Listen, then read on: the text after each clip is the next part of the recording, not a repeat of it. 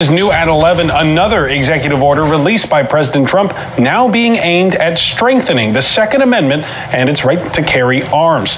That's right, guys. Donald Trump signed an executive order. I couldn't be happier. But that's me.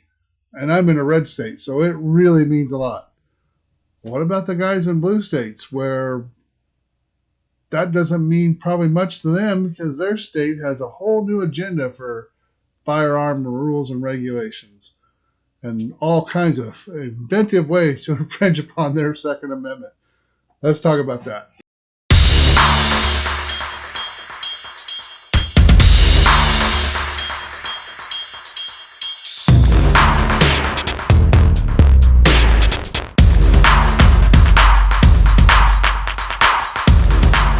This is something Gabriel Bueller is pleased with.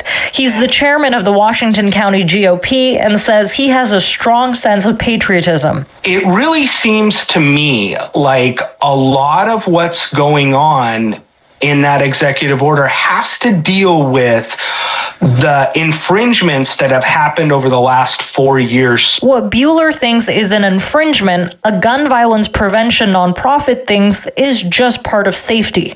The Alliance for a Safe Oregon releasing a statement in support of the Biden administration's Office of Gun Violence Prevention, saying the administration coordinated a national response to gun violence and helped drive a 13.5% reduction in nationwide homicides in 2023 after the largest recorded increase ever in gun homicides in 2020 during the Trump administration.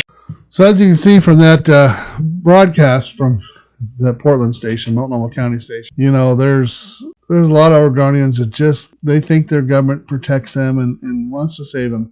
I mean, hopefully these guys are watching it and seeing what the Democrats have done with like U.S. aid and some of the other waste and flush funds that they've had involved in this to understand that no, that government is not out to help you. They're out to help themselves. So I'm super excited for us that Trump is signed that executive order. And that gentleman in Oregon seemed kind of excited about it too, but I think he's just going to be rawly disappointed again when he finds out that doesn't count in Oregon.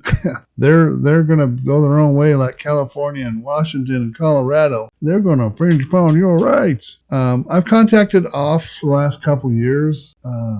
I brought you a video a while back, you know, talking about some of the Oregon gun laws. I kind of wanted to focus in on, I just passed it, 3075. And as you can see, there's quite a bit of related to firearm bills in here. But the one that caught my attention, and I didn't really talk about much in the last video, was the emergency, declaring an emergency. So I contacted OFF.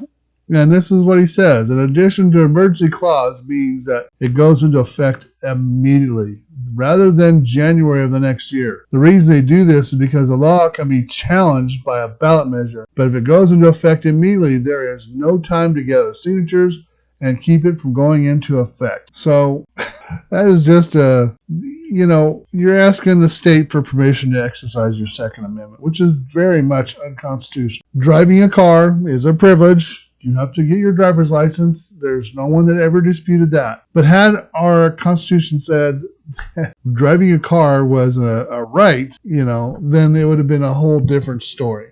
Of course, back when the Constitution was wrote, here's that historical context thing, there was no automobiles. And I don't think they had any horse licensing back then. I don't know. But one thing I found was interesting in this 3075, so I'm going to bring it up.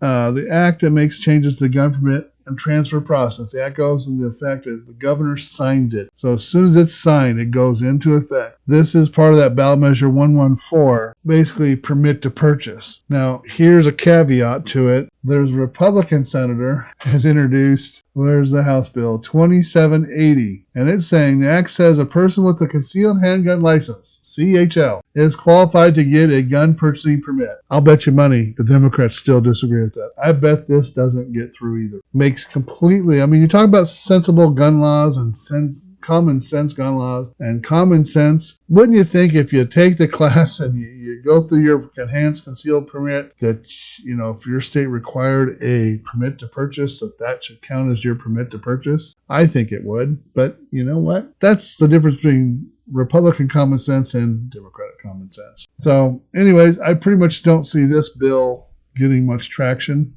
just because it's not the Democratic woke common sense. So I had a comment on the last video regarding Oregon law and the gentleman's, I'm from Oregon and any help you can give us. Guys, the help you can give yourselves is get involved. Every Oregon gun owner that is unhappy with the infringements that are going on, you need to join a grassroots group and come together and fight as a collective. One of the groups that I can recommend is that Oregon Firearms Federation. I'll link their website. You've already seen part of their webpage on here. That is your best bet, is to get in local. You know, I can donate X amount of money to them, but I can't testify. I can't attend those meetings. I can't send in comments. I'm not a resident of Oregon anymore. But you guys are. You guys have to pick up the torch and fight for your rights. You know, everything that's going on in the federal government is great for people in the red states, but you guys unfortunately have to get in the fight.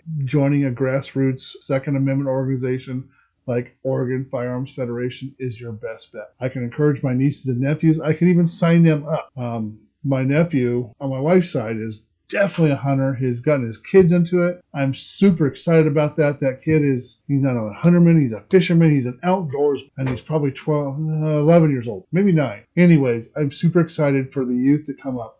I want them, and I encourage him to get involved with your Second Amendment right. That's not just a hunting right, that's a self-protection right. That's your right to keep and bear arms, and it's very, very important. Love you guys. You have a blessed week. Peace out.